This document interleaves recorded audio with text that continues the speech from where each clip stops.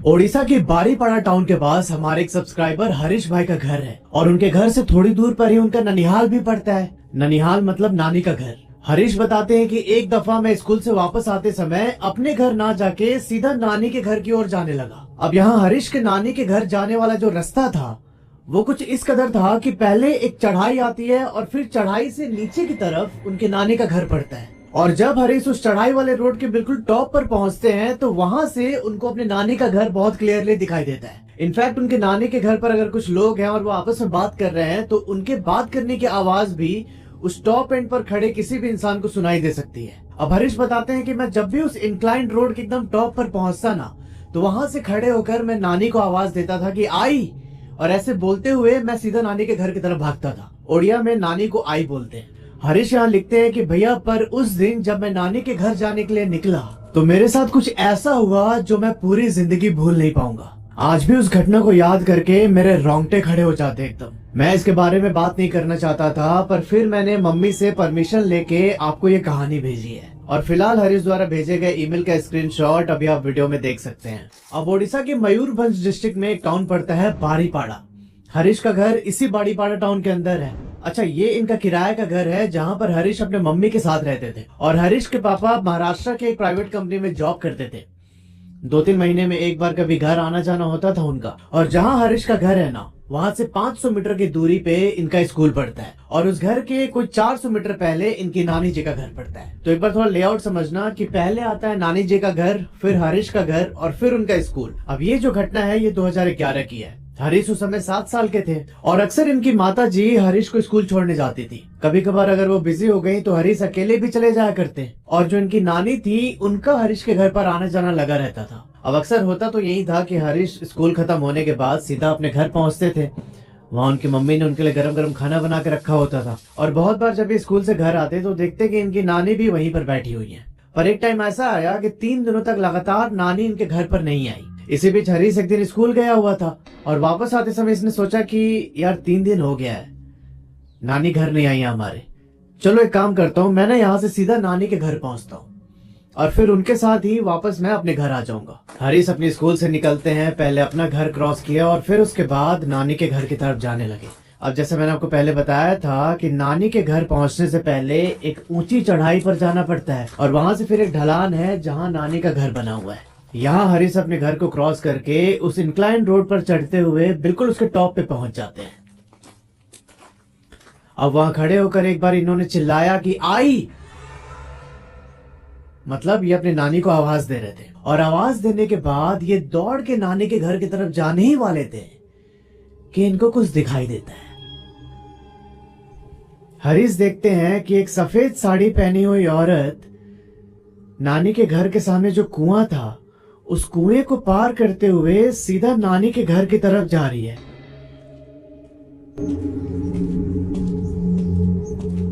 नानी के घर का डोर लॉक था और वो औरत डोर के आर पार होके सीधा नानी के घर के अंदर चली गई।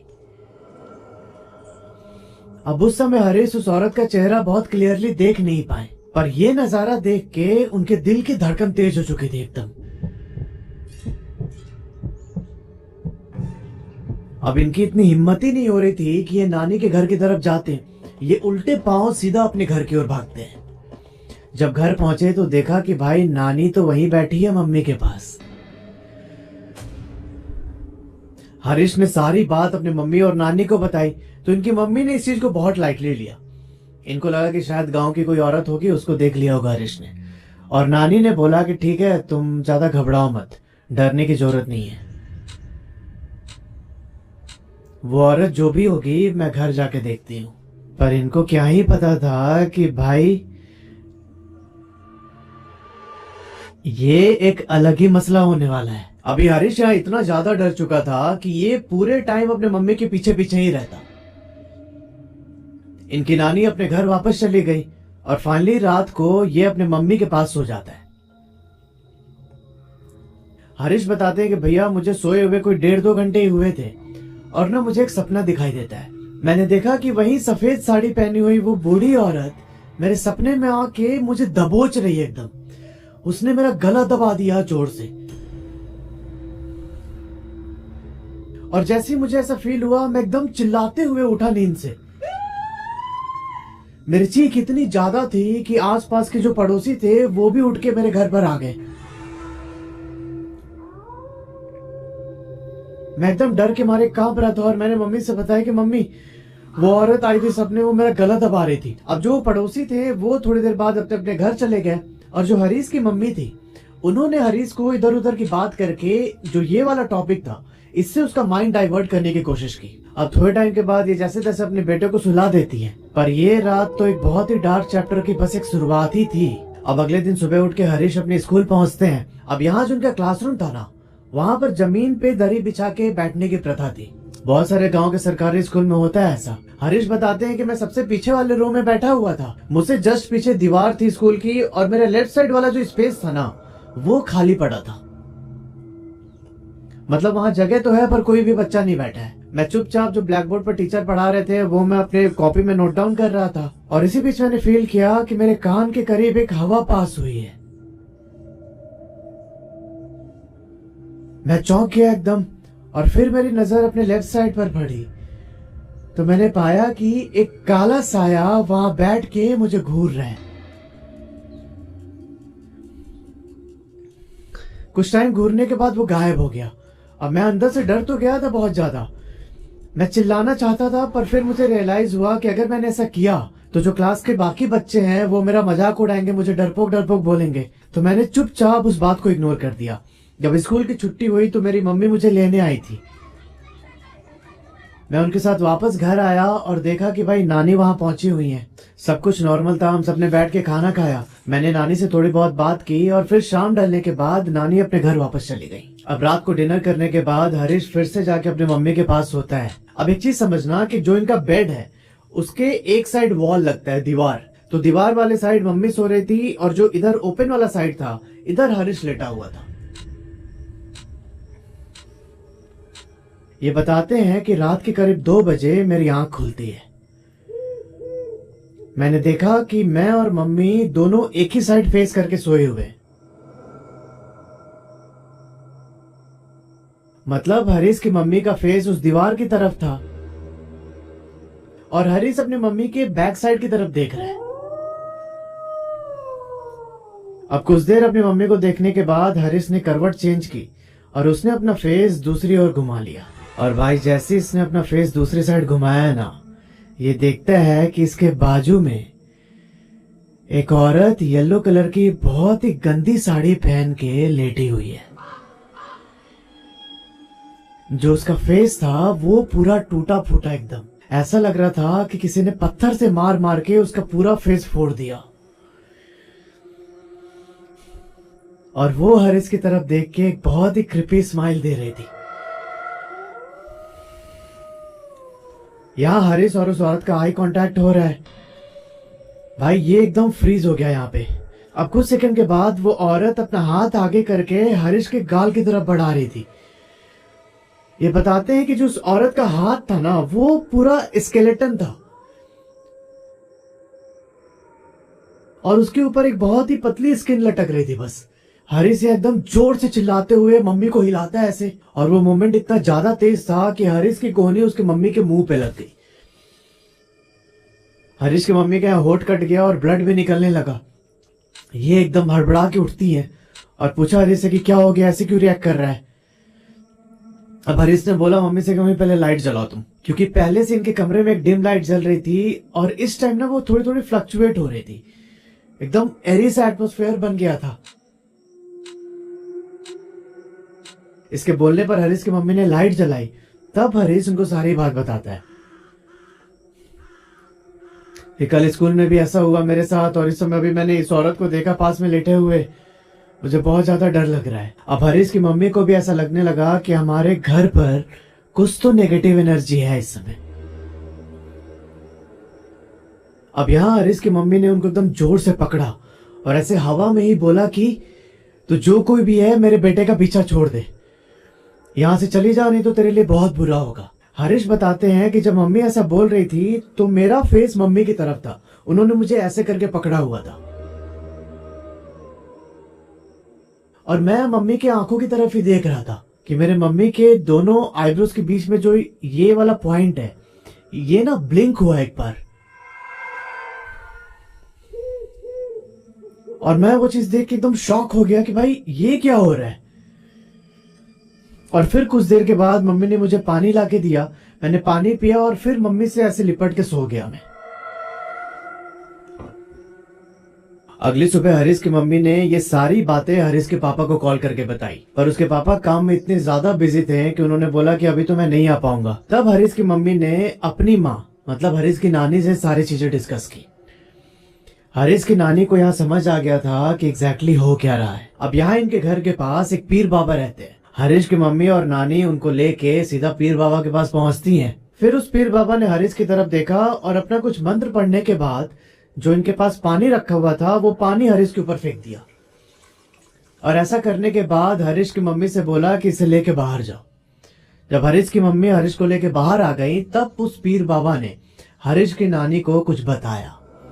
अब एग्जैक्टली क्या बताया वो मैं आपको आगे बताऊंगा। उसके थोड़ी देर के बाद इन्होंने अपना कुछ क्रिया किया और फिर हरीश को अंदर बुला के उसे एक ताबीज दी छोटी सी।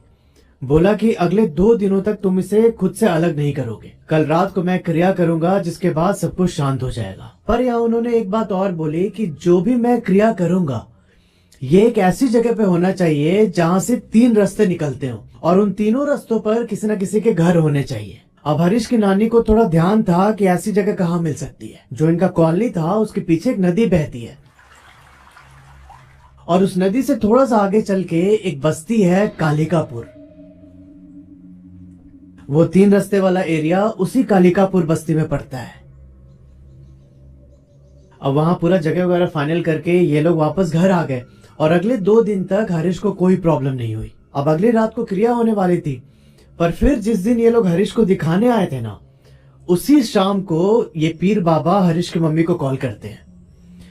उन्होंने हरीश की मम्मी को बोला कि कल सुबह एक मिट्टी के कलश में 4 लोहे की कील डाल देना और नंगे पांव जो तुम्हारे घर के पीछे नदी बह रही है ना, उस नदी के 7 घाट पर जाके 7 घाट से थोड़ा थोड़ा पानी लेके उस कलश में भरना है।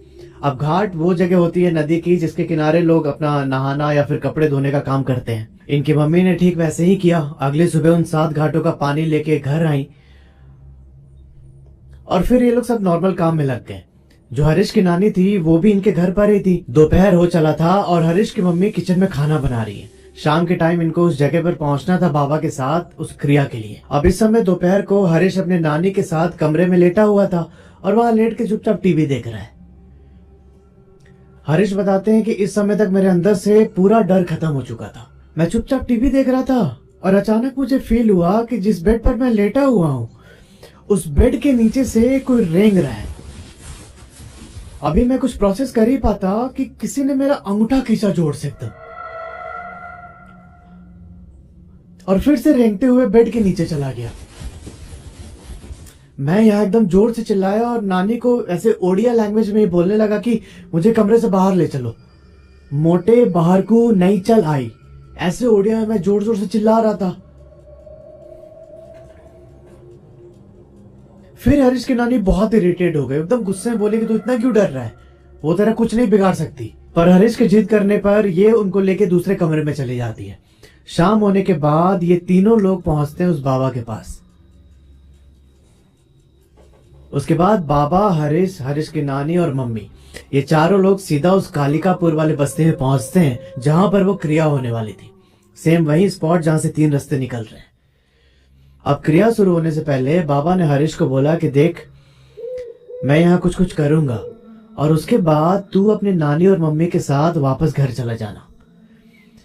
पर एक चीज का बहुत अच्छे से ध्यान रखना कि घर जाते समय तुम पीछे मुड़ के नहीं देखोगे, चाहे कुछ भी हो जाए, कोई भी तुम्हारा नाम पुकारे। हरीश ने बोला कि ठीक है, मैं नहीं देखूंगा। उसके बाद बाबा ने हरीश की नानी को बोला कि इसे यहीं पर छोड़ दे और छोड़ के थोड़ी दूर जाके खड़ी हो जा। अब यहाँ हरीश को नानी ने अपनी गोद में पकड़ा हुआ था। जैसी नानी ने उसे छोड़ा, हरीश एकदम डरने लगा कि मैं ऐसे नहीं जाऊंगा अकेले खड़े होने। पर फिर उसे समझा बुझा के बाबा ने एक सर्कल बनाई थी, उस सर्कल के अंदर खड़ा किया गया। इसके बाद वो बाबा अपना कुछ मंत्र पढ़ना स्टार्ट करते हैं और मंत्र पढ़ने के बाद जो वो कलश का पानी था वो पूरा पानी हरीश के ऊपर डाल दिया। ये अपने साथ में कुछ फूल भी लेके आए हुए थे और उस फूल को एक एक करके हरीश के सामने गिराने लगे। अब ये पूरा फूल गिराने के बाद जो वो 4 कीले बच गई थी, उन चारों किलों को बाबा ने 4 डायरेक्शन में फेंक दिया।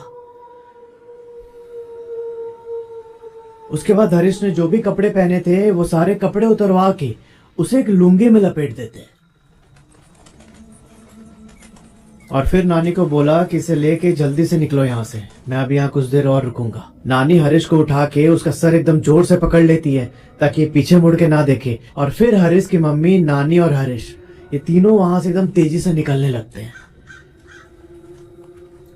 पर यहाँ हरीश बताते हैं कि पता नहीं मुझे क्या हुआ, मैं ना पीछे मुड़ के देखने लगा कि वो बाबा क्या कर रहे हैं, और मैंने देखा कि वो बाबा जो कलश में पानी लेके आई थी मम्मी, उस कलश को गोल गोल घुमा रहे थे उस सर्कल की तरफ। जैसे ही मेरी नानी का ध्यान मुझ पर गया कि भाई मैं पीछे देख रहा हूं, उन्होंने मुझे एक झापड़ लगाया जोर से, और फिर मेरा सर एकदम जोर से पकड़ के वो उस जगह से बाहर मेन रोड पर आ गई। हम लोग वहां पर खड़े होकर बाबा का वेट कर रहे थे। कुछ टाइम के बाद बाबा वापस आए और उन्होंने मुझे बोला कि मैंने मना किया था ना पीछे नहीं मुड़ने को, फिर क्यों मुड़ा तू? अब हरीश एकदम शॉक हो गया जान के, क्योंकि जब ये बाबा की तरफ देख रहा था ना लौटते समय, तो इसने पाया कि भाई बाबा का बैक इसकी ओर है, बाबा ने तो उधर मुंह किया हुआ था। फिर इनको कैसे पता चला कि मैं उन्हें देख रहा हूँ? अब उसके बाद बाबा फिर अपने घर पर आते हैं और वहां भी उन्होंने कुछ विधि की, और विधि करने के बाद बाबा ने हरीश और उसकी मम्मी को एक बात बताई। इन्होंने एक जगह के बारे में बताया और बोला कि उस जगह से, उस वाले रास्ते से अगले 7 दिनों तक हरीश क्रॉस नहीं करना चाहिए। अब वो एग्जैक्ट जगह क्या थी वो आपको भी पता चलेगा। हरीश बताते हैं कि अगले 7 दिनों तक तो क्या, मैंने आज तक उस जगह को क्रॉस नहीं किया, पर जो 7 दिन थे ना वो मेरे लिए बहुत ज्यादा टफ हो चुके थे। मुझे हर समय ऐसा फील होता कि कोई मेरे लिए रो रहा है, कोई मुझे बुला रहा है अपने पास, और मेरा दिल बहुत कमजोर होते जा रहा था। मैं भी पूरे दिन भर रोते रहता। अब ये सब हरीश की मम्मी ने बाबा को बताई तो बाबा ने बोला कि वो इसे अपनी ओर खींच रही है, पर तुम लोगों को हमेशा हरीश के आसपास रहना, इसे अकेले नहीं छोड़ना। और फाइनली 7 दिनों के विधि के बाद हरीश अब पूरी तरीके से नॉर्मल हो जाता है। अब यहाँ समझते हैं कि एग्जैक्ट था क्या। उस बाबा ने नानी को बताया था कि ये ना एक औरत की आत्मा है, और जिस समय उसकी डेथ हुई थी वो उस टाइम पर प्रेग्नेंट थी। इस टाइप की स्पिरिट को ओडिया में चिरकुनी बोलते हैं। यहाँ बारीपाड़ा टाउन में स्टेशन बाजार करके एक जगह पड़ता है, और उस जगह पर वीक में 2 दिन मार्केट लगता है, और उस मार्केट को बोलते हैं हाटो। अब हरीश अक्सर अपने नानी के साथ उस हाटो मार्केट जाया करता था, और उस मार्केट तक जाने का एक शॉर्टकट रास्ता था, और ये वही शॉर्टकट रास्ता है जहाँ पर बाबा ने क्रिया किया, जहाँ से वो 3 रास्ते गुजरते थे। जब ये लोग फर्स्ट डे हरीश को लेके बाबा के पास पहुंचे थे, तब उन्होंने देख लिया था कि वो स्पिरिट किस जगह से हरीश के ऊपर लगी है। तभी उन्होंने बोला कि उसी जगह पर क्रिया होगी जहाँ से 3 रास्ते निकलते हैं। अब हरीश की नानी तो उस जगह के बारे में जानती थी, क्योंकि वही शॉर्टकट रास्ता लेके ये लोग हाटो मार्केट जाते थे। तो एक बार जब हरीश नानी के साथ उस हाटो बाजार गया था ना, तभी वो आत्मा हरीश के साथ साथ चली आई, क्योंकि मौत के टाइम वो प्रेग्नेंट थी और एक बच्चे की अधूरी चाहत उसके मन में थी अभी भी, और उसी चीज को पूरा करने के लिए ये हरीश के साथ आ गई। उसका मेन मकसद था हरीश को अपने साथ अपनी दुनिया में लेके जाना। पर फाइनली उस क्रिया के बाद हरीश अब पूरी तरीके से ठीक है। तो यार ये थी पूरी कहानी। अगर आपके जानने में ऐसा कोई इंसिडेंट हुआ है तो नीचे जो ईमेल आईडी आ रहा है उस पर अपनी कहानी मुझे भेज सकते हैं। मिलते हैं आपसे अगले